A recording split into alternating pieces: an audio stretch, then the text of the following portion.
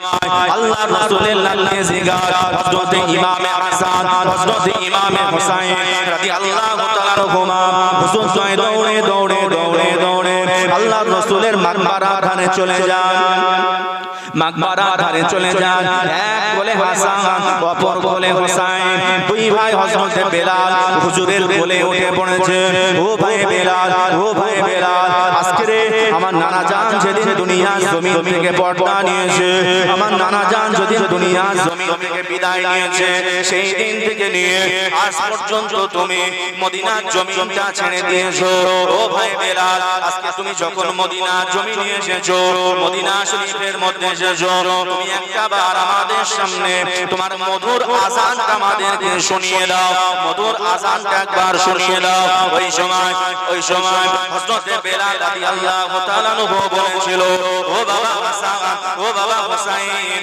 আমি তোমাদেরকে আযান শোনাবো আমার আযান শোনার মতো মদিনার জমিনে আর কেউ নাই না না না না আমি আযান শোনাতে পারবো না ওই সময় না ভাই বেলাল একটাবার আযান দিতে হবে আল্লাহর রাসূলের রওজায়ে মাকবারার ভিতর থেকে গায়বী আওয়াজ এসে গেল ও বাবা বেলাল ও বাবা বেলাল তুমি আমার নামে জিগার ইমামে হাসানকে ইমামে হুসাইনকে কেন তুমি এইভাবে কাঁদাচ্ছো তুমি তোমার আযানটা একটাবার আমার দুটো নামে জিগারকে শুনিয়ে দাও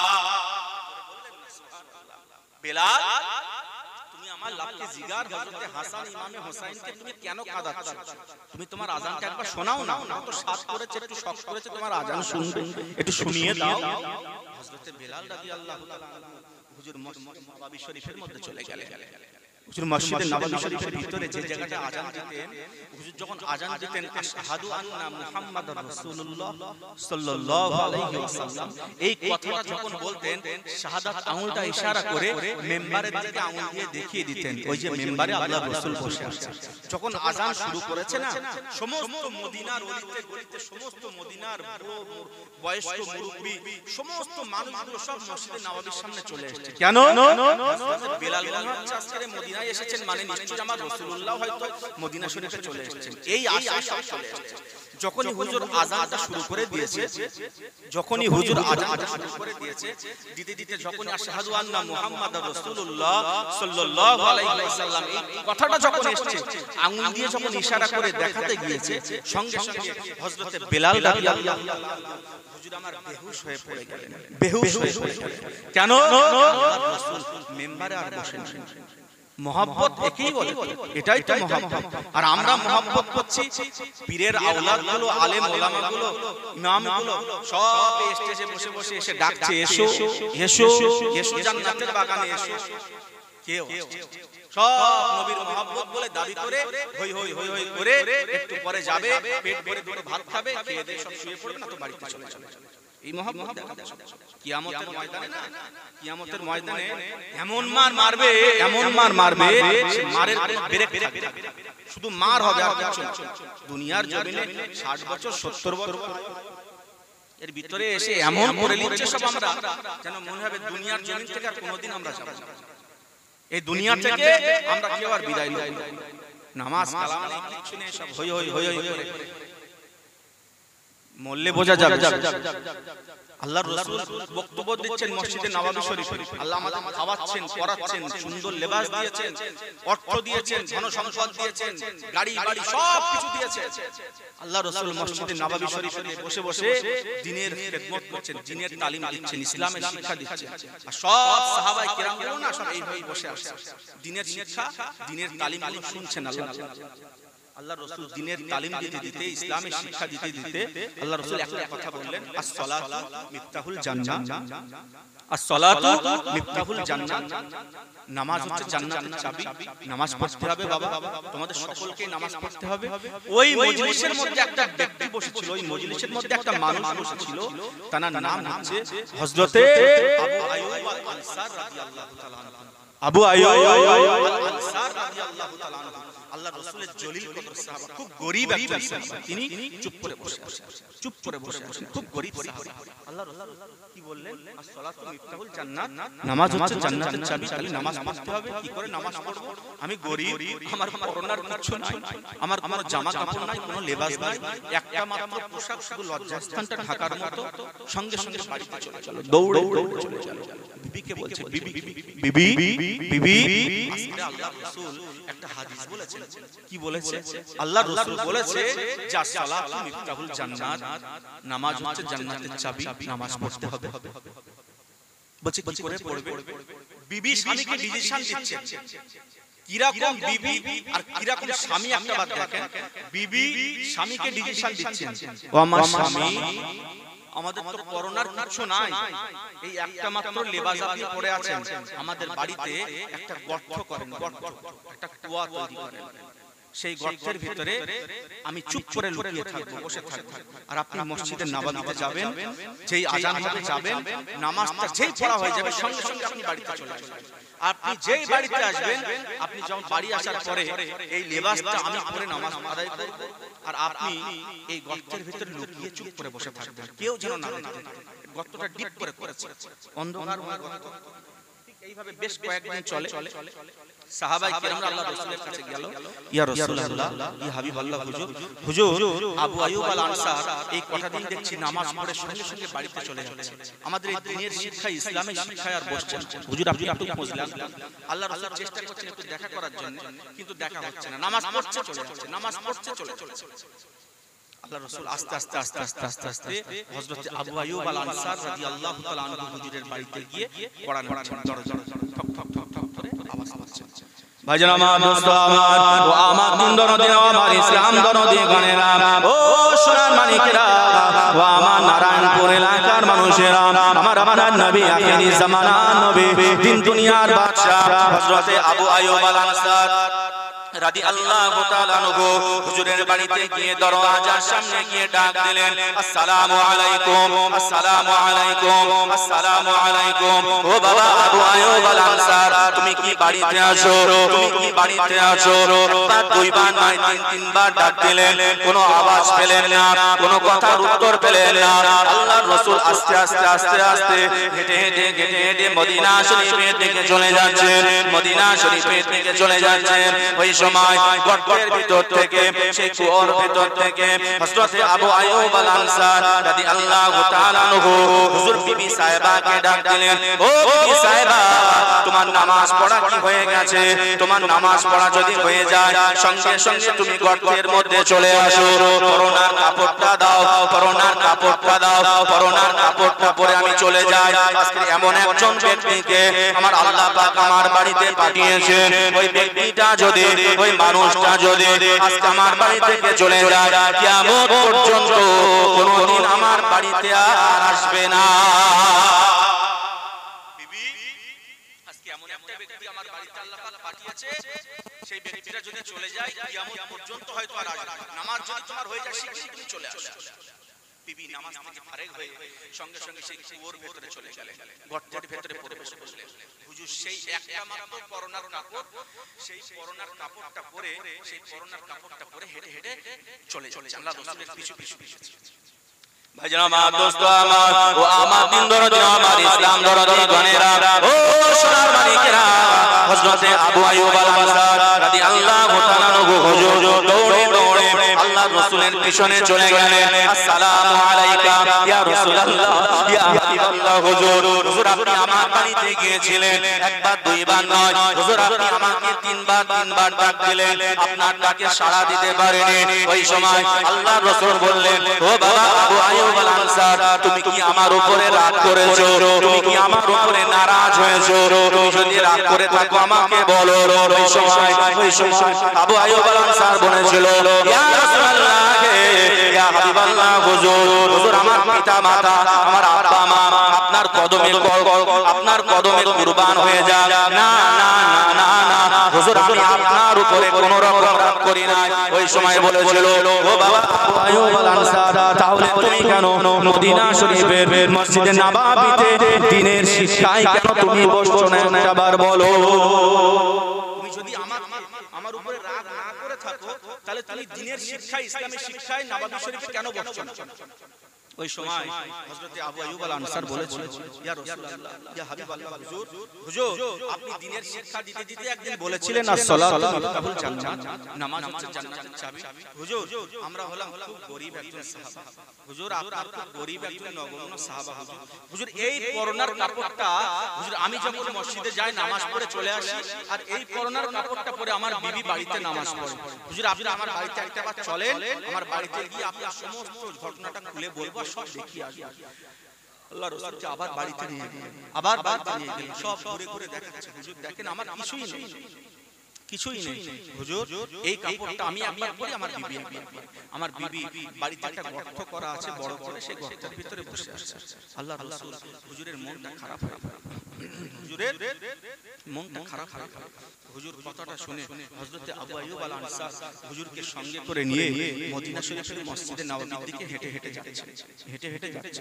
ভাইজান আমার, দোস্ত আমার, ও আমার দিন দরদি, আমার ইসলাম দরদি গণেরা, ও সোনার মানিকেরা, ও আমার নারায়ণপুর এলাকার মানুষেরা, ওই সময় আমার নবী আখিরি জামানার নবী, দিন দুনিয়ার বাদশা দিকের বাদশা মনটা খারাপ করে নিয়ে হযরত আবু আইয়ুব আল আনসার রাদিয়াল্লাহু তাআলা আনহু হুজুরকে সঙ্গে করে নিয়ে হেঁটে হেঁটে মসজিদে নববী শরীফের দিকে যাচ্ছে। যেতে যেতে যেতে যেতে দেখতে পেল দুটো খেজুরের গাছ আছে, সেই খেজুরের গাছে দুটো বাচ্চাকে টাইট করে পেঁচিয়ে বাঁধা আছে। ওই বাচ্চা দুটো আল্লাহর রাসূলকে দেখতে পেয়ে ডাক দিলেন, আসসালামু আলাইকা ইয়া রাসূলুল্লাহ, ইয়া হাবিবাল্লাহ, হুজুর হুজুর আপনি একটাবার আমাদের দিকে আসেন, হুজুর আপনি একটাবার আমাদের দিকে আসেন, আপনার সঙ্গে কিছু কথা বলবো, আপনার সঙ্গে একটু কথা বলবো। আল্লাহর রাসূল সঙ্গে সঙ্গে ওই বাচ্চা দুটোর কাছে চলে গেল। ও বাবা ছেলে, ও বাবা ছেলে, তোমাদেরকে গাছের সঙ্গে কেন এইভাবে বেঁধে রেখেছে বলো, তোমাদের এইভাবে কে বেঁধে রেখেছে বলো? ওই সময় বাচ্চা দুটো কেঁদে কেঁদে বলেছিল, ইয়া রাসূলুল্লাহ, ইয়া হাবিবাল্লাহ, হুজুর আমরা হলাম আপনার একজন গরীব নগণ্য সাহাবার ছেলে, আমরা হলাম আপনার একজন গরীব নগণ্য সাহাবার ছেলে। হুজুর আমাদের খাওয়া হয় না, হুজুর আমাদের এক বেলা খাওয়া হয়, আর এক বেলা খাওয়া হয় না, আর এক বেলা খাওয়া হয় তো আর এক বেলা খাওয়া হয় না। হুজুর আমরা এই রাস্তা দিয়ে যাচ্ছিলাম, হুজুর আমাদের খুব ক্ষুধা পেয়েছিল, এই খেজুরের গাছের তলায় কটা খেজুর পড়েছিল, সেই খেজুরগুলো কুড়িয়ে খাওয়ার জন্য এই খেজুরের বাগানওয়ালার মালিক আমাদেরকে খেজুর গাছের সঙ্গে বেঁধে রেখেছে। হুজুর আপনি আমাদেরকে একটাবার আজাদ করে দেন, হুজুর আপনি একটাবার আমাদেরকে ক্ষমা করে দিতে বলেন, হুজুর আমাদেরকে একটাবার মাফ করে দিতে বলেন। আল্লাহর রাসূল ঝরঝর ঝরঝর করে কাঁদছে। ওই সময় আল্লাহর রাসূল জিজ্ঞাসা করেছিল, ও বাবা ছেলে, ও বাবা ছেলে, তোমার আব্বা জানেন নামটা বলো, তোমাদের পরিচয়টা বলো, তোমাদের বাড়ি কোথায় বলো। ওই সময় বাচ্চা দুটো বলেছিল, ইয়া রাসূলুল্লাহ, ইয়া হাবিবাল্লাহ, হুজুর হুজুর আমার আব্বা জান, আমার আব্বা জান আপনার পাশেই দাঁড়িয়ে আছে হযরতে আবু আইয়ুব আল আনসার রাদিয়াল্লাহু তাআলা আনহু, হুজুর ইনি হলো আমার আব্বা। হুজুর যে আপনার পাশে আবু আইয়ুব আল আনসার দাঁড়িয়ে আছে, এই আবু আইয়ুব আল আনসার ইনি হলো আমার আব্বা। হুজুর আমরা খুব গরীব, হুজুর আমাদের খাওয়া হয় না, হুজুর আপনি আমাদেরকে একটু খাবার, হুজুর আমাদেরকে একটু ছাড়ার ব্যবস্থা করে দেন, আমাদের কোনো অপরাধ নেই, শুধু খেজুরগুলো কুড়িয়ে খেয়েছি, আমরা পারি না।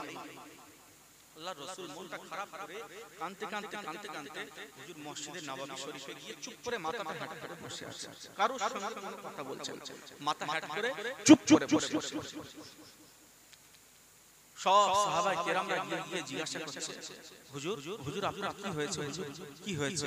আল্লাহর রাসূল কোনো কথা বলছেন না, আল্লাহর রাসূল কোনো কথা বলছেন না, চুপ করে বসে আছে। কিছুক্ষণ পরে হযরতে উসমান বিন আফফান রাদিয়াল্লাহু তাআলা আনহু চলে গেলেন।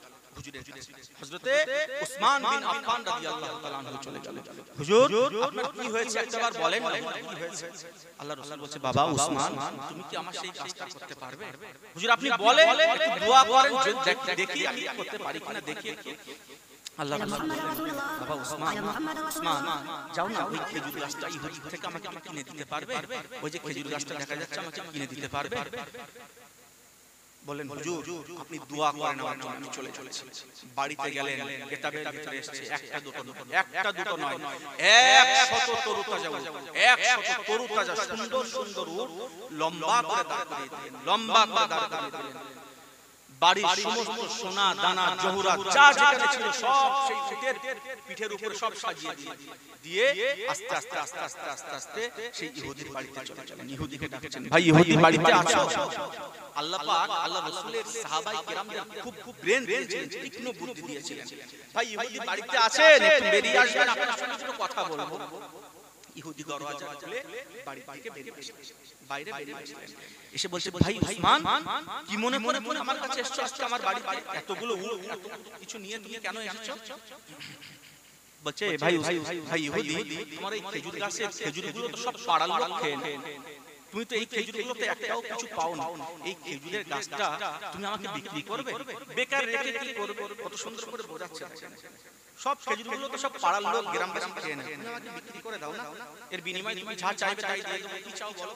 বলছে, আমি একটা খেজুর গাছের বিনিময়ে আমি তোমার থেকে 100 খেজুর গাছওয়ালা বাগান, 100 খেজুর গাছওয়ালা বাগান আমি ইহুদি কিন্তু তোমার থেকে নিতে চাই। সঙ্গে সঙ্গে হযরতে ওসমান রাদিয়াল্লাহু তাআলা আনহু হুজুর একটা উটের পিঠ থেকে একটা পিঠ থেকে একটা আপনার দস্তখাত বলেন, একটা জমির দলিল বলেন, বার দিলেন।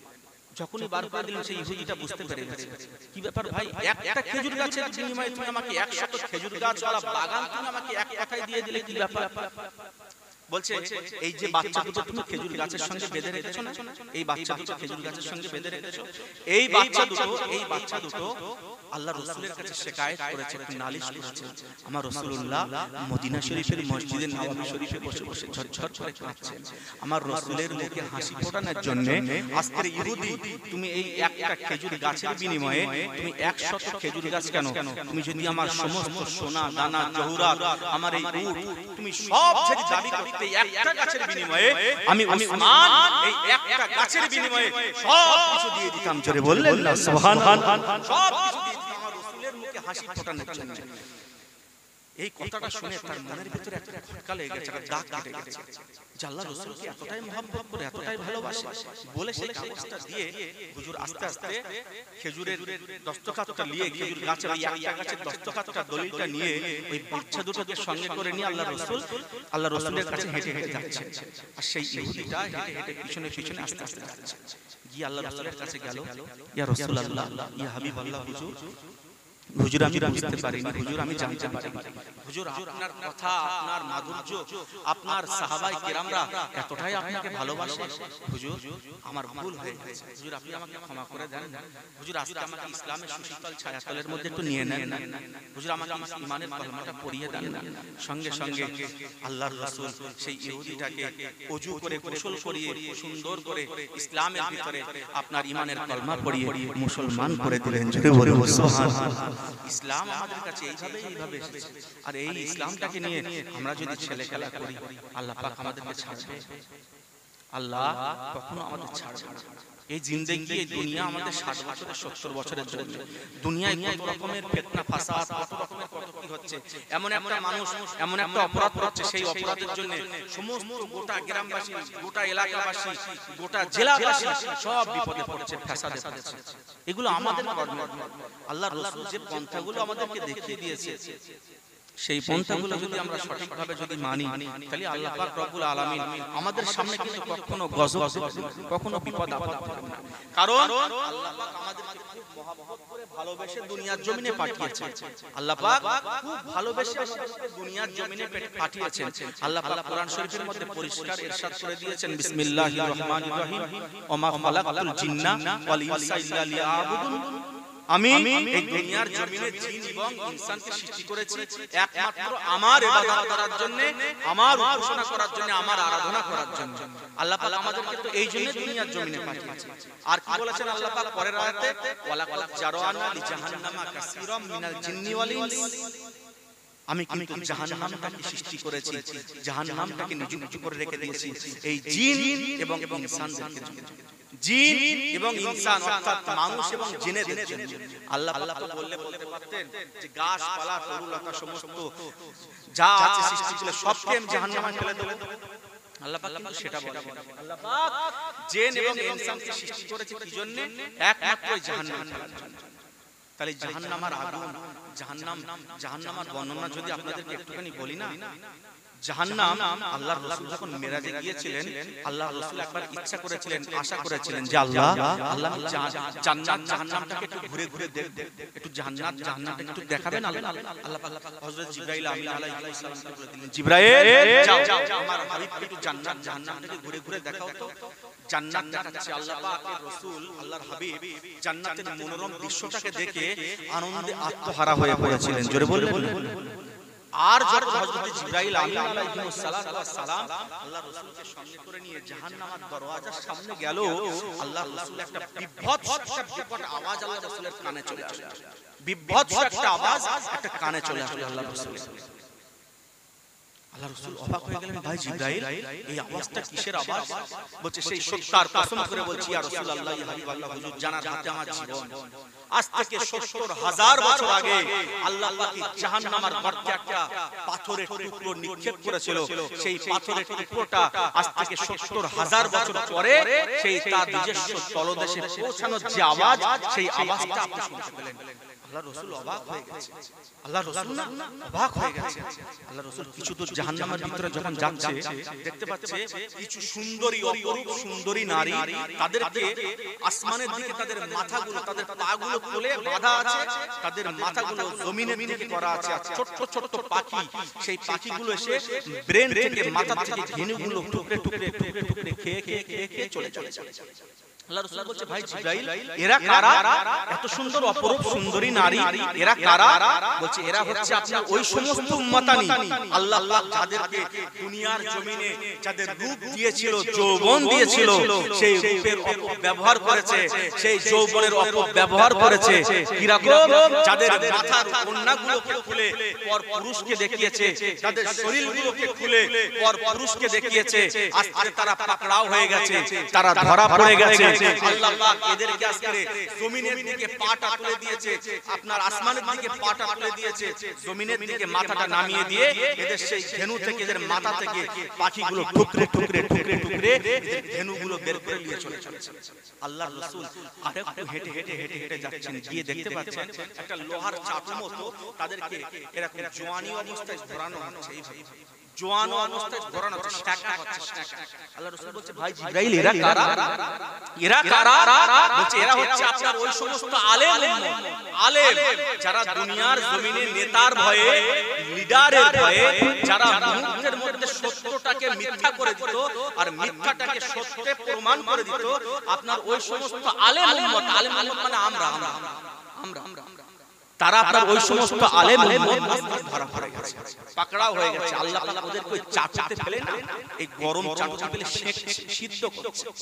জাহান্নামের আগুন এত সহজ, কিতাবের মধ্যে এসেছে আল্লাহ পাক রব্বুল আলামিন জাহান্নামের আগুনটাকে 1000 বছর ধরে জ্বালিয়েছে। 1000 বছর ধরে জ্বালিয়ে জ্বালিয়ে জ্বালিয়ে জ্বালিয়ে লাল তামা করে ফেলেছে। আর সেই আগুনটাকে আল্লাহ পাক আবার 1000 বছর জ্বালিয়েছে, জ্বালিয়ে জ্বালিয়ে জ্বালিয়ে জ্বালিয়ে কালো ছিট করে ফেলেছে, কালো ছিট করে ফেলেছে।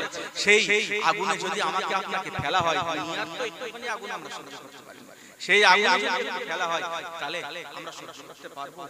যদি আমরা সহ্য করতে পারি তাহলে যে যেমন ভাবে চলছে সে তেমন ভাবে চলবে। আর যদি আমরা সহ্য করতে না পারি তাহলে আমরা সেই জায়গা থেকে ফিরে চলে আসি। আজ থেকে 1500 বছর আগে, 1500 বছর আগে আল্লাহর রাসূল মসজিদে নববীতে বসে আছেন, মসজিদে নববীতে বসে আছেন। ওই সময় 4 ফেরেশতার এক ফেরেশতা হযরতে জিবরাইল আমিন আলাইহিস সালাম এসে বলছে, আসসালাতু আসসালামু আলাইকা ইয়া রাসূলুল্লাহ, ইয়া হাবিবাল্লাহ, হুজুর আখিরি জামানায় আপনার কিছু উম্মত উম্মতানি আসবে, তাদের হায়াত হবে খুব কম, কিন্তু তারা নিজেরা জাহান্নামের রাস্তাটাকে কিন্তু তারা বেছে নেবে, নিজেরা জাহান্নামটাকে কিন্তু তারা বেছে নেবে, পদর্পণ করবে, রাস্তায় বেশি বেশি তারা চলবে। বলেন আজ থেকে 1500 বছর আগে আল্লাহর রাসূলের কাছে এসে হযরত জিবরাইল আমিন আলাইহিস সালাম যে কথাটা বলেছিল সেটা বাস্তবে এখন রূপ দিচ্ছে কিনা একটু কথা বলেন। বাস্তবে রূপ দিচ্ছে। আমরা কিন্তু সব জানি কোনটা গুনাহ, কোনটা ভালো, কোনটা খারাপ, আমরা সব জানি। এখানে সব জ্ঞানী মানুষ আমরা বসে আছি। আমরা কিন্তু জেনে শুনে জাহান্নামের রাস্তায় কিন্তু পদার্পণ করছি। আল্লাহ রাসূল মাথাটা হ্যাট করে চুপ করে বসে আছে, চুপ করে বসে আছে। চার ফেরেশতা, এক ফেরেশতা হযরতে মিকাইল আলাইহিস সালাতু ওয়াস সালাম আল্লাহ রাসূলের কাছে চলে আসলো। আসসালাতু ওয়াসসালামু আলাইকা ইয়া রাসূলুল্লাহ ইয়া হাবিবাল্লাহ। হুজুর হুজুর আপনি আছেন কেন, আপনার কি হয়েছে একটু বলেন। বলছে ভাই ইসরাফিল তুমি আমার কাছে কি মনে করে এসেছো? বলছে আপনার কান্না দেখে আল্লাহ পাক পাঠিয়েছে, আপনি একটু বলেন না আপনার কি হয়েছে। বলছে কিছুক্ষণ আগে হযরত জিবরাইল আমিন আলাইহিস সালাম এসে আমাকে বলে দিল আমার উম্মত দুনিয়ার জমিনে আসবে, তাদের হায়াত হবে খুব কম, তারা নিজেরা জাহান্নামের স্লিপ রাস্তাটা বেছে নেবে, নিজেরা জাহান্নামটাকে বেছে নেবে। আমি নবী সেই চিন্তায় আমি বিভোর হয়ে আমি বসে বসে কাঁদছি। হুজুর আপনার জন্য আমি খুশির তোহফা নিয়ে এসেছি, একটু জোরে বললেন না সুবহানাল্লাহ। হুজুর আপনার জন্য একটা খুশির সংবাদ নিয়ে এসেছি। ভাই ইসরাফিল কি সংবাদ নিয়ে এসেছো একটু বলো না। ভাইজান আমার, দোস্ত আমার, ও আমার দিন দরদিরা, ও আমার ইসলাম দরদি গণেরা, ও সোনার মানিকেরা, ও আমার নারায়ণপুর এলাকার মানুষেরা, ওই সময় হযরত ইসরাফিল আলাইহিস সালাতু ওয়াস সালাম আল্লাহ রাসূলকে বলেছিল ইয়া রাসূলুল্লাহ ইয়া হাবিবাল্লাহ, হুজুর আপনার জন্য আমি খুশির সংবাদ নিয়ে এসেছি, আপনার জন্য আমি খুশির তোহফা নিয়ে এসেছি। কি নিয়ে এসেছো বলো, কি নিয়ে এসেছো আমাকে একবার বলো। ওই সময় হযরত ইসরাফিল আলাইহিস সালাতু ওয়াস সালাম বলেছিল ইয়া রাসূলুল্লাহ ইয়া হাবিবাল্লাহ, হুজুর যে সমস্ত উম্মতানিরা দুনিয়া জমিনে আসবে, যাদের হায়াত হবে খুব কম, যারা কিনা বেশি বেশি গুনাহ করবে, যারা কিনা জাহান্নামের রাস্তাটা বেছে নেবে, আপনি ওই সমস্ত উম্মতানিদেরকে জানিয়ে দেন, আপনি ওই সমস্ত উম্মতানিদেরকে জানিয়ে দেন তারা যখন নামাজ পড়বে, মাগরিবের নামাজের পরে, ফজরের নামাজের পরে তাদের সব নামাজ আদায় হয়ে যাবার পরে 10 বার করে দরুদ শরীফের আমলটা করে, আমার আল্লাহ পাক বলে পাঠিয়ে দিয়েছেন যে সমস্ত উম্মতানিরা মাগরিবের নামাজের পরে এবং ফজরের নামাজের পরে আপনার নামে রেগুলার 10 বার করে দরুদ শরীফের আমলটা করবে, কিয়ামতের ময়দানে মহাশরে কঠিন বিচারের দিনেতে আমার আল্লাহ পাক ওই সমস্ত উম্মতানিদেরকে চিহ্নিত করে নিয়ে আমার আল্লাহ পাক একটা করে তাকে দয়ার জান্নাতুল ফিরদাউস নসিব করে দেবে। যে ব্যক্তিটা মাগরিবের নামাজ পড়তে যাবে এবং ফজরের নামাজ পড়তে যাবে, এই দুটো সময় নামাজের পরে যে কোনো দরুদ হতে পারে, সে আপনার যে দরুদ জানেন সে যে কোনো দরুদ হতে পারে। দরুদ শরীফের আমলটা যদি কন্টিনিউ 10 বার করে যদি আপনি তেলাওয়াত করেন নবী পাকের মহব্বতে, কিয়ামতের ময়দানে বিচারের দিনেতে আল্লাহ পাক আপনাকে চিহ্নিত করে নিয়ে আল্লাহ পাক আপনাকে দয়ার জান্নাত পর্যন্ত পৌঁছে দেবে। আরেকবার জোরে বলুন সুবহানাল্লাহ। তাহলে আমরা নামাজি পরিণত আমাদের কি হবে? নামাজ পড়তে যেতে হবে। আজ থেকে 1000 বছর আগে সাহাবায়ে কিরামদের খাওয়া হতো না, পড়া হতো না, কিছুই ছিল না, তারা কোনো সময় নামাজ মিস করতেন। আর আমরা নবীর উম্মত বলে দাবি করেছি, কোরআনের সন্তান বলে দাবি করেছি, হাদিসের ঘরের সন্তান বলে দাবি করেছি, আমরা নামাজ পড়ছি না। আল্লাহ ছাড়বে কখনো ছাড়বে না। সেজন্য যে জায়গাটায় আমরা আছি অন্তত ভালো দিকে ফিরে আসি, আমরা সেই জায়গা থেকে সরে আসি। তাহলে আল্লাহ পাক হয়তো আমাদেরকে এর পরে যদি তওবা করি সেই তওবাটাকে কবুল করে নিয়ে আমাদেরকে কবুল করে নিতে পারে। আল্লাহ পাক পরিষ্কার বলেছেন বান্দা লা তাকনাতু মির রাহমাতিল্লাহ, তোরা আমার দরবার থেকে নিরাশ হয়ে যাস না। তোরা অপরাধ করেছিস, তোরা গুনাহ করেছিস, গুনাহ করে তোরা পাহাড় পরিমাণ গুনাহ করে ফেলেছিস, তারপরেও যদি একবার আমার কাছে এসে আল্লাহ বলে ডেকে নিস, আমি আল্লাহ তোদের পাহাড় পরিমাণ গুনাহটাকে আমি আল্লাহ ক্ষমা করে দেব। জোরে বলুন সুবহানাল্লাহ। তাহলে আল্লাহ পাক রব্বুল আলামিন আমাদেরকে এত সুন্দর ফ্যাসিলিটি দিয়ে রেখেছেন, তাহলে আমরা কেন গ্রহণ করছি? আমরা খারাপগুলো গ্রহণ করছি, আমরা সঠিকগুলো, আমরা ভালোগুলো গ্রহণ করছি। এত বড় মজলিস আমরা দিয়েছি আজকে, যদি আমরা সমস্ত গ্রামবাসী যদি আমরা আসি এখানে বসি, পীরের আওলাদ পুরো দরবার শরীফ থেকে আসবে, তিনি কত সুন্দর সুন্দর কথা বলবেন, আলেম ওলামারা কথা বলে গিয়েছেন, আমরা যদি উভয় যদি শুনি তাহলে দুনিয়ার জমিনে কখনো ফিতনা ফাসাদ হবে বলে তো আমার মনে হয় না। আল্লাহ পাক আমাদের সবাইকে কবুল করে নেন, সকলে বলি আল্লাহুম্মা আমিন। একবার দরুদ শরীফ আল্লাহুম্মা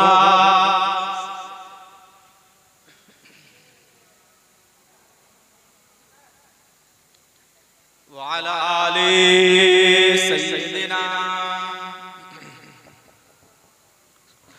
কে আসলো বলে এই পৃথিবী হলো জানা, কে গাইলো এসে সামের গান শূন্য কাফেলা, কে আসলো বলে এই পৃথিবী হলো জানা, কে গাইলো এসে সামের গান শূন্য কাফেলা। ও হাশমি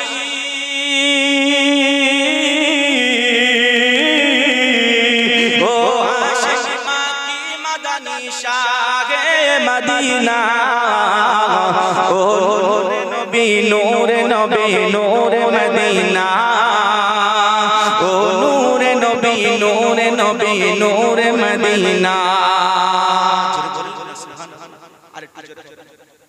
আপনাদের ঘুম পেয়েছে? আপনাদের ঘুম পেয়েছে? এটা তাকবীর দিলে বোঝা যাবে নারায়ে তাকবীর। এতগুলো মানুষ এই আওয়াজ, এমন আওয়াজ দিতে হবে যারা পাকায় দাঁড়িয়ে আছে না, দোকানে দোকানে যারা ঘোরাঘুরি করছে, তারা যেন তাকবীরের আওয়াজ শুনে যেন মজলিসের মধ্যে চলে আসে নারায়ে তাকবীর নারায়ে তাকবীর।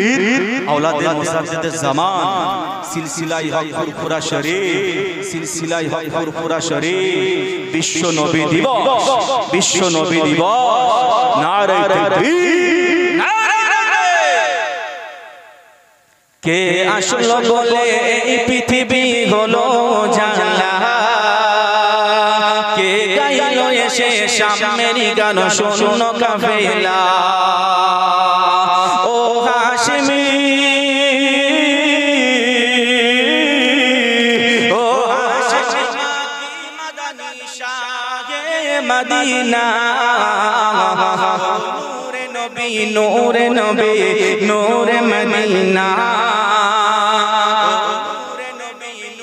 নবী নূরে মদিনা।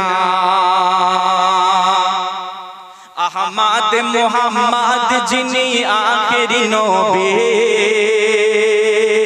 যার ওসিলাতে সৃজন হলো এ সুন্দর পৃথিবী। আহমদ মুহাম্মদ যিনি আখেরি নবী, যার ওসিলাতে সৃজন হলো এ সুন্দর পৃথিবী। যার রূপের জ্যোতি, যার রূপের জ্যোতি দেখে রবি হয়ে যায় নবীর দিওয়ানা। ও নূরে নবী নূরে নবী নূরে নবী না, ও নূরে নবী নূরে নবী নূরে মদিনা। কে আসলো বলে এই পৃথিবী হলো জানা, কে গাইলো এসে সামের গান শূন্য কাফেলা। ও হাশমি ও হাশমি মাকি মাদানী শাহে মদিনা, ও নূরে নবী নূরে নবী নূরে মদিনা, ও নূরে নবী নূরে নবী নূরে মদিনা। হযরতে ওমর করতে কতল নবীর দারে যায়, রানী তার চেহারা দেখে ওমর ফিদা হয়ে যায়। আর একটু জোরে হবে না সুবহানাল্লাহ। জানেন ঘটনাটা শুনেন? হযরতে ওমর রাদিয়াল্লাহু তাআলা আনহু হুজুর যখন ইসলাম ধর্ম গ্রহণ করেন, যে ওমর রাস্তা দিয়ে যদি যেত না শয়তান পর্যন্ত ভয়তে পালিয়ে যেত। এত ডেঞ্জারাস মানুষ ছিলেন, এত রাগী মানুষ ছিলেন সেই ওমর রাদিয়াল্লাহু তাআলা আনহু। হুজুর কতল করতে যাচ্ছেন, কতল করতে যাচ্ছেন, ছোরা নিয়ে তলোয়ার নিয়ে আল্লাহ রাসূলের কল্লাটাকে জুদা করতে যাচ্ছেন। কিন্তু আল্লাহ রাসূলের মহব্বতে আল্লাহ রাসূলের যেই সামনে দেখতে পেয়েছে, আল্লাহ রাসূলের সেই সুরাতটা দেখে তিনি হযরত ওমর রাদিয়াল্লাহু আনহু কতল করা তো দূরের কথা, তিনি সঙ্গে সঙ্গে ঈমানের কলমা পড়ে সেখানেই মুসলমান হয়ে গিয়েছিলেন আর ফিদা হয়ে গিয়েছিলেন। জোরে বলুন সুবহানাল্লাহ। তাই কবি সুন্দর করে ছন্দের মাধ্যমে কি লিখছেন? হযরতে ওমর করতে কতল নবীর দারে যায়, আর নূরানী তার চেহারা দেখে ওমর ফিদা হয়ে যায়। হযরতে ওমর করতে কতল নবীর দারে যায়, আর নূরানী তার চেহারা দেখে দেখে ওমর ফিদা হয়ে যায় তার চেহারা মায়াবী তার চেহারা মায়াবী দেখে উমর হয়ে যায় নবীর দিওয়ানা ও নূরে নবী নূরে নবী নূরে মদিনা ও নূরে নবী নূরে নবী নূরে মদিনা কে আসলো বলে এই পৃথিবী হলো জানা কে গাইলো এসে শামের গান শূন্য কাফেলা ও হাশমি ও হাশমি মাকি মাদানী শাহে মদিনা ও নূরে নবী নূরে নবী নূরে মদিনা ও নূরে নবী নূরে নবী নূরে মদিনা আল্লাহ সাল্লি